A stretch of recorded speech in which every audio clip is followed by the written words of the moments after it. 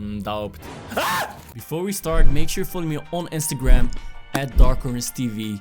Make sure you send me a message after you followed me because I'll try to respond to as many of you guys as possible. Oh hey guys, welcome to Dark Corners. I'm your host Dark. It's almost 5 AM and we're gonna do something fun today. We're gonna watch some creepy animations that will probably traumatize us, but hey, I'm into that. Before we start, make sure you leave a like on this video right now, even though you haven't seen it yet. I'm sure you will enjoy it. Make sure you subscribe as well if you want to see more videos like this. Now guys, let's get right into it. I found this channel, it's called Mort, and he's been uploading these very creepy animations. This first animation is called I Have Survived Living in a Haunted House. Let's check it out. A month ago, my girlfriend and I got engaged.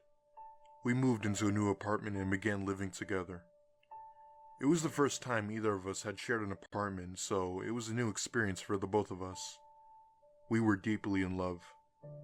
I knew she was the one I wanted to spend the rest of my life with, and I thought she felt the same about me.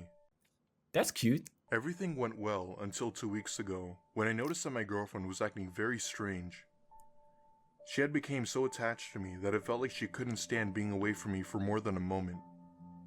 One evening, she said to me, "Darling, when you're not at home, I still feel you're near me." He smells. Thought she was just being affectionate. However, a few days later, she told me something else. Yo, I don't think the creepy part of this video has started yet, but this guy's face is hella creepy. "Whenever you're at work," she said, "I often hear your voice, as if you were calling my name." This began to happen more and more as the days went by, and I started to get a little worried about her. One day, when I arrived home from work... That house looks kinda depressing, doesn't it? Not saying I live in a happy house, but this one is missing some color. Look, at least I got the red, I got the blue, I got the gray. Except this isn't blue, this is actually purple. I don't know how I forgot about that, but whatever. I found her sitting silently at the kitchen table, staring blankly at the wall with a glazed look in her eyes. I grabbed a chair, sat down beside her, and asked her what was the matter. "I think there's something wrong with me," she said. "Why would you think that?" I asked. "I saw you today," she said. Wait. Let me see if I know the plot twist. Is he actually dead? Is he actually a ghost, but he doesn't realize it yet? Is he Bruce Willis with hair? I'm calling it right now. Let's see if I'm right. You walked from the kitchen. By the way, you guys are probably too young to understand the Bruce Willis reference, but it's a good reference. Trust me.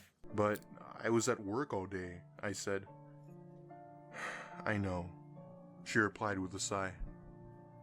That's when I really began to worry. I suspected that my girlfriend was losing her mind and starting to have hallucinations. Why is her face moving like that? Over the next few days, she kept telling me that she saw me in the apartment when I was at work. She could even describe exactly what I was wearing. My girlfriend was also acting more and more strange. She was getting more and more quiet, and she was terrified of being left alone. Yo, she's creeping me out, I'm not gonna lie. Sometimes There's something about this animation style that's really creepy. Last night, my girlfriend was very tired and decided to go to bed early.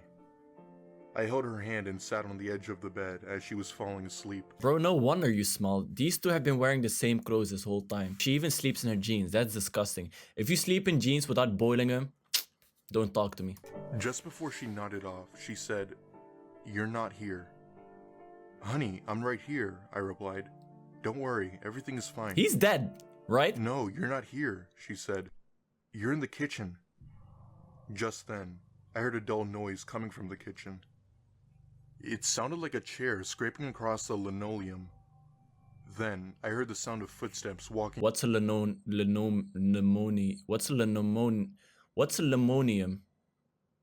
Fear gripped my heart, and I didn't know what to do. All of a sudden, the handle on the bedroom door began to turn, and the door slowly began to open. Uh-oh. Maybe it's just a draft, I thought as my eyes grew wide with fear. But it wasn't a draft. The door swung open, and I saw a man standing there in the doorway. It was me. It's difficult to describe exactly what I saw. You just described it. It was as if I was staring at myself in a mirror, but the other me had cold, lifeless eyes. The other me looked at me for a moment and then turned and left, shutting the door behind him. It took me a moment to recover from the shock, and then I sprang off the bed and ran after him. What? The hallway was empty. I checked the kitchen, then the bathroom, but he was nowhere to be found. The other me simply vanished. It was terrifying.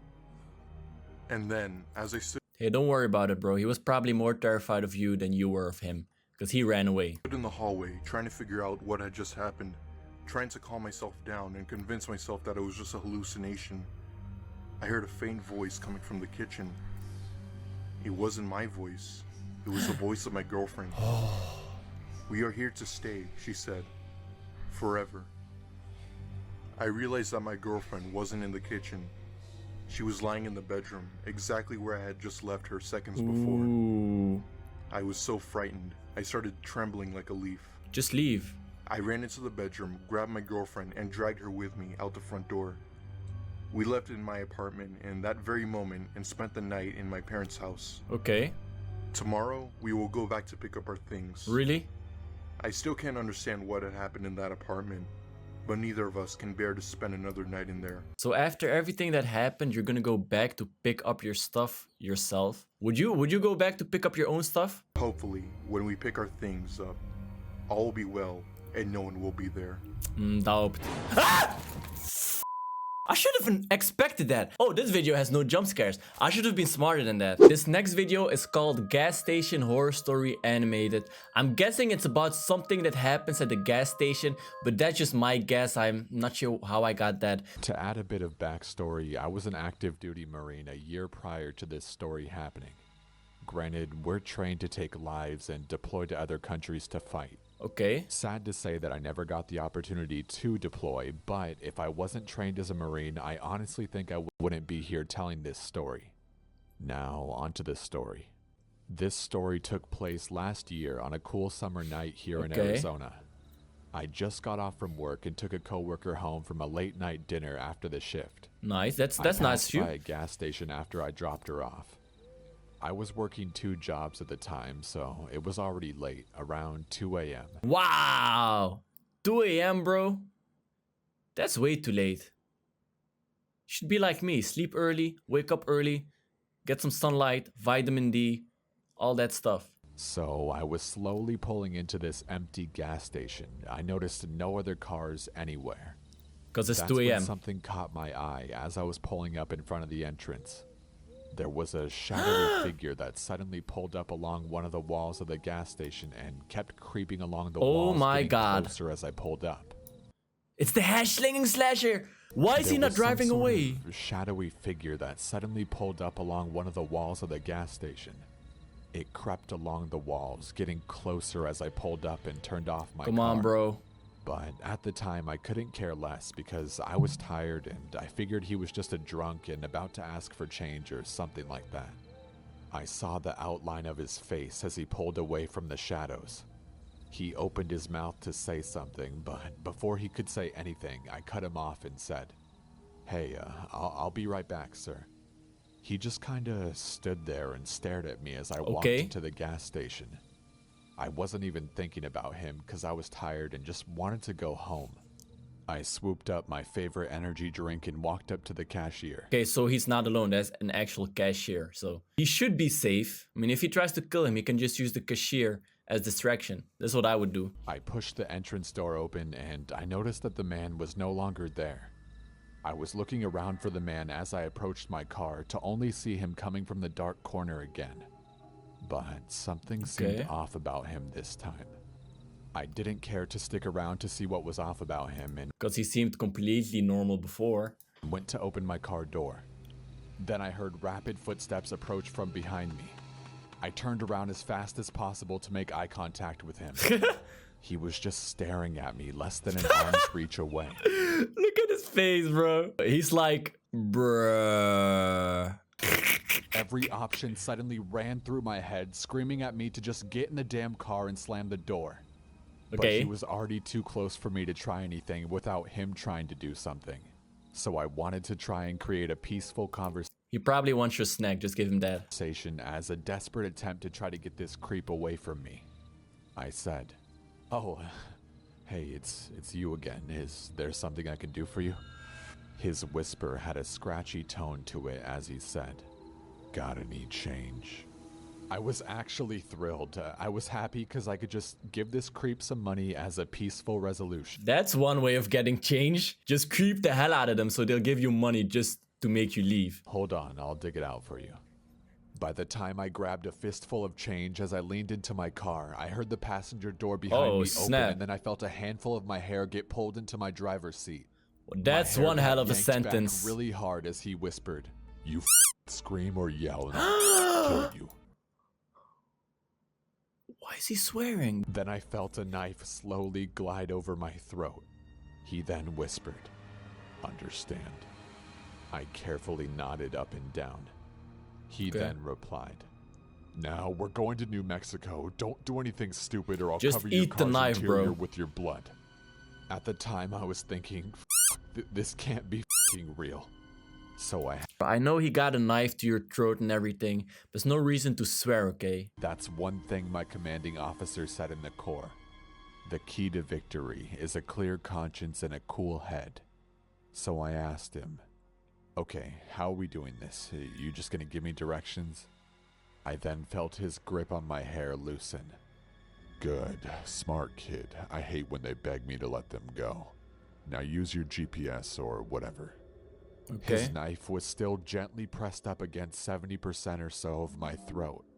So I told him I was slowly going to reach into my glove compartment for my GPS. Then I asked him where in New Mexico we were going. He laughed and told me to just shut up and drive. Why was he laughing now? This guy was a complete psycho. You I think? was there driving and praying in my head for a chance to open where I would be able to fight. Yo, y'all think the cashier in the gas station saw this and he was like, "Looks like you got a problem on your hand, but it ain't mine." The least you could do is get the license plate and call 911. I'd do at least that, the bare minimum. Tell that his knife was starting to get loose around my neck for every 5 minutes or so that I drove. The knife at the start of this drive was at about 70%, but now it was at around 50%. Stop with the percentages, bro. I'm bad at I math. had to make a right at the intersection. Finally, I saw an opportunity. I saw this Ford Ranger pickup truck coming down the road I was supposed to join on. In my head, I asked myself, "Do you really want to die a coward?" Then, as I saw the Ford Ranger approach at a rapid rate, I pressed all the way down on the gas pedal. Then, boom. All I remember from all the commotion is the guy leaning back as I slid my hand under his wrist of the hand that was carrying the knife and pinned it against the steering wheel of my car. I can hear the horn blaring, attracting more attention. He let go of the knife and ran out of the car as the intersection made itself known to me again as my surroundings were no longer blurry. I wanted to run after him, but the driver of the Ford Ranger grabbed me and said, "Hey, what the hell happened? Do you have insurance?" I told the police everything when they arrived. I did everything you're supposed to, but nothing really ever came of it. And they didn't see anyone matching my... He's still running around as a free man. He could be your neighbor. He could be in your backyard right now. He could be right behind you. No, actually, probably not, because he'd kill you before you finish this video.